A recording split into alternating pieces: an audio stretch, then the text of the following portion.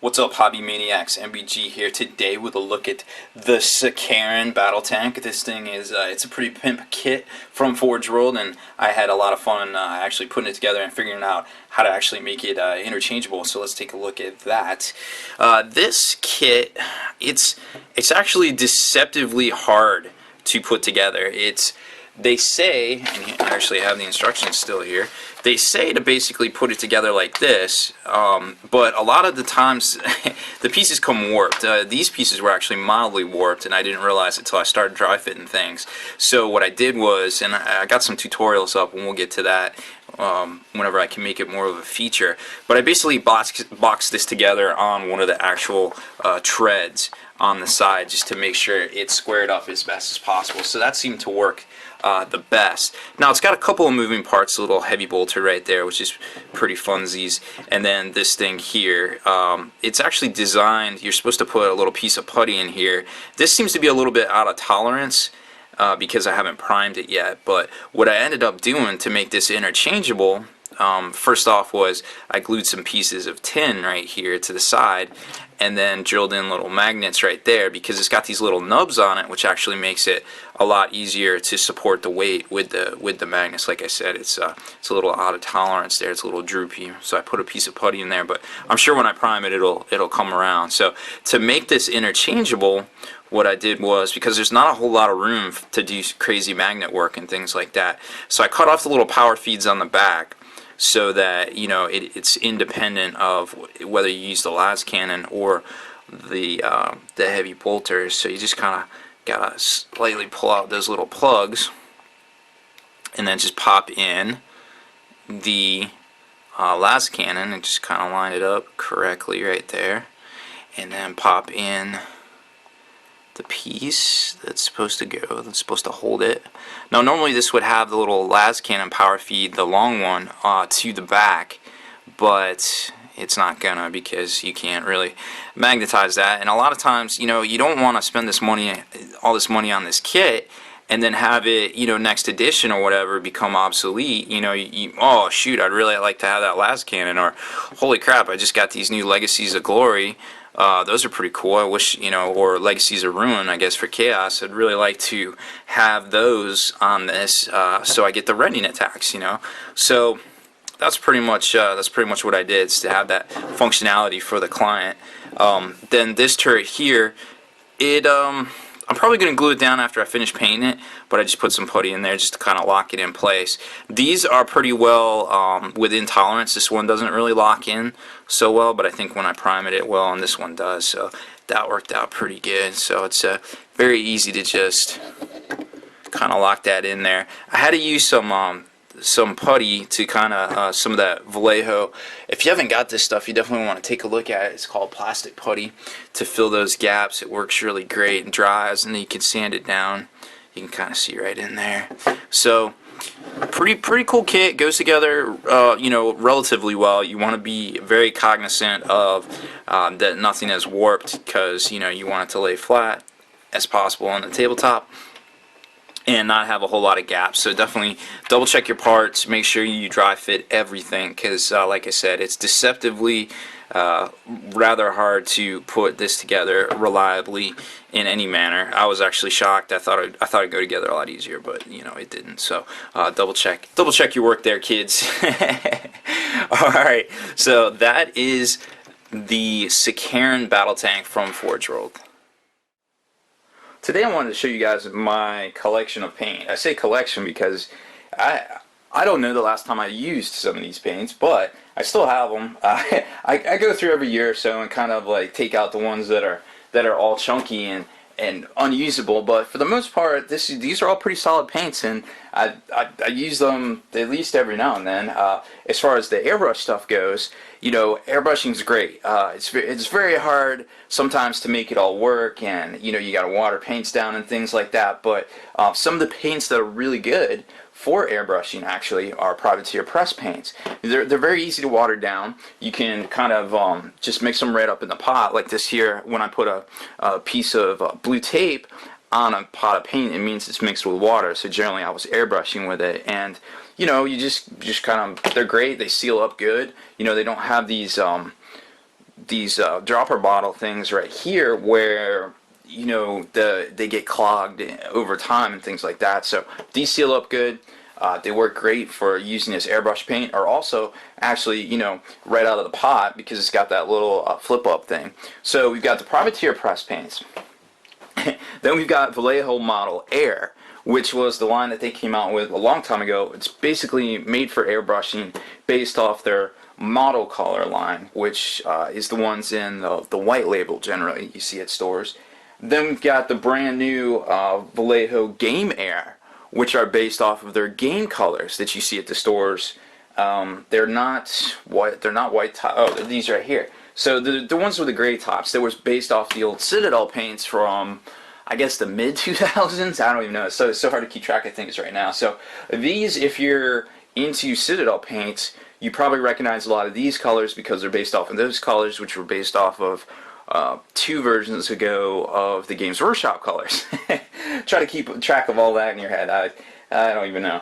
But anyways, these are great. They're very similar to the Model Air, but they're more fantasy colors. You can see stuff here like light livery green, which is comparable to Scorpy green from this line, which was Scorpion green from the old Citadel line. So yeah, a lot more of these fantasy-esque colors. You get your pinks and things like that you're not going to find in this line, which was mainly designed for model painters, and then scale miniatures, not the fantasy stuff we do. Notice the air quotes. Then we got the game colors. Like I said, these have been around since the early 2000s. I think Bobby Wong won a bunch of gold demons using those paints back in the day. He got really famous, and they really put those paints on the map for Vallejo, coming over to the States and really getting a lot of that market share back in the day. So great paints. Like I said, they're based off that old Citadel line. Stuff like Blood Red is Bloody Red or whatever, or Blood Angels Red from the old Citadel line.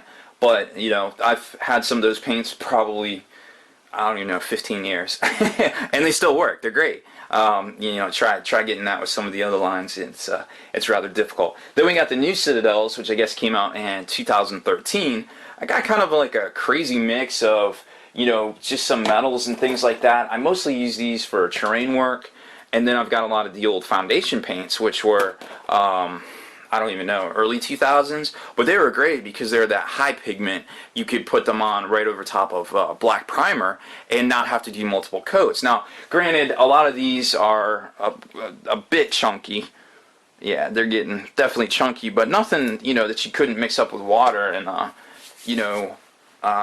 still work with. So we got some of the older stuff, some of the newer stuff, like the Mephiston Red, which is one of my favorites. It's not quite the Blood Angels red that was so good back in the day, but that's very hard to find. And then some of my favorite stuff, boom, the washes. Now it's funny because I was talking to Kenny at Next Level Painting the other day, and he's like breaking down like what paints he uses for everything. He's like, "Dog, I don't even use Citadel paints anymore. All I use Citadel is like washes." And to be honest, their washes are pretty good. They've got washes, then they've got the glazes. They've got all sorts of stuff for you to use. Like there's glazes. Here's a wash, or they call it a shade now, because, probably isn't copyrighted, but whatever. Normal oil. I even got some old school stuff in here. Whoa, Devlin Mud. Ooh, that's some money right there. Oh, and it's full. Oh my goodness. Chestnut ink. Some of you old timers might remember that from like the 90s. That's I use this on my Iron Warriors, so that's worth its weight to gold to me for them. Oh my goodness, there's some old school stuff in here. Some other stuff I started using recently was the Secret Weapon washes. These are really good. Let me zoom in on this so you can get a little bit better of a look what we got going on here. These are really good. Now they had this molded top. They don't have like the pull-out dropper bottle kind of thing, so you got to be very careful. Make sure you shake these up a lot. And I think these are based off of the Les Bruce Lee ones that he did a while back. I think I'm not exactly sure, but they're very similar. I know for sure. But these are great. I use these a lot on a whole bunch of different things. But because there's so many wide variety of colors. I mean, parchment, flesh wash. I think there's one called Baby Poop. There's a green one that I really like called Fallout. That's I use that on a lot of different things too. Oh no, Hunger and Flesh. Oh, that one's empty. Dang it. So all sorts of good stuff in here. This is my kind of my wash bucket when I go to kind of finalize a lot of stuff when it comes to that. And then last but not least, I've got my my OG personal stuff here. Now this is where I take, like, I buy the Reaper empties that comes with like a bottle that you can basically pour paint into and mix it up, and it also comes with like a little mixer ball. It's really great. And so these are all my custom mixes. I've also started using a lot of the Army painters because they perfectly match the spray. So for my Nurgle stuff, I was using this necrotic flesh. Some of these fleshes here. What I like about the Army Painter war paints is that they are a little bit more liquidy, a little bit easier to work with as far as, you know, putting them onto your miniatures. I also like to sometimes brush on airbrush paints because you know that they're going to be thinned out, you know they're not going to be chunky, you don't have to worry about mixing them up or adding water to the pot. So if there's that specific color and I just need to grab a gold real quick, chances are I'll just run and grab one of the airbrush golds because I know it's going to go on pretty well. So you just got to be careful of that. You know, when I'm on the fly, I use a lot of the thinner stuff. When I got a little bit more time to work with things, I'll use, you know, the game color stuff or the GW stuff, or I'll mostly use the GW stuff for painting terrain because it's, you know, I've used it for so many years. Then I've got a lot of the Reaper paints which I use for airbrushing. This has been watered down a bit for airbrushing. Reaper Orange Brown, Kenny turned me onto that. It's a really good color for weathering. Then there's all sorts of like gunmetals and different things. These are Harvest Brown's another good one. These are really great for airbrushing with or detailing out work. And they got some colors that you can't find anywhere else, which is really good. I love that stuff. Then I've got some of the old model color. Some of these colors you can't find, like this lime green you really couldn't find for a while, so I have a bottle of that. Just some other random stuff here, and then I got some of my, you know, varnishes and things like that. Don't use varnishes very often, mostly because I use a spray varnish from Testers because it doesn't craze. I think there's another video on here that shows you kind of how that works. There's like a dull coat and also some semi-gloss. Definitely check out that video because that'll explain a whole lot of how to use that stuff too. So I don't know if this is a lot of paint. It's what I've accumulated over the years and use, you know, regularly to some degree on projects and things like that. So you know, I don't know if this is a lot, but this is what I got and it works for me. So but you know, it gets a little kind of crazy when you figure each one of these costs $4 or $3 or whatever. Yeah, so how many dollars in paint is right here? I don't know, like 1,000? That's crazy. So hopefully you don't have quite as many paints as I do, but you know, it kind of gives you more of an idea of if you're looking to do a specific thing, like what line to go to, because let's be honest, there's so many paints out there, it's very hard to choose sometimes. So definitely check out tutorials, you know, check out reviews, check out the colors online, the color swatches and things like that. You know, don't waste money on paints because you don't need to buy every one of the paints from every line, so obviously, because that's just silly.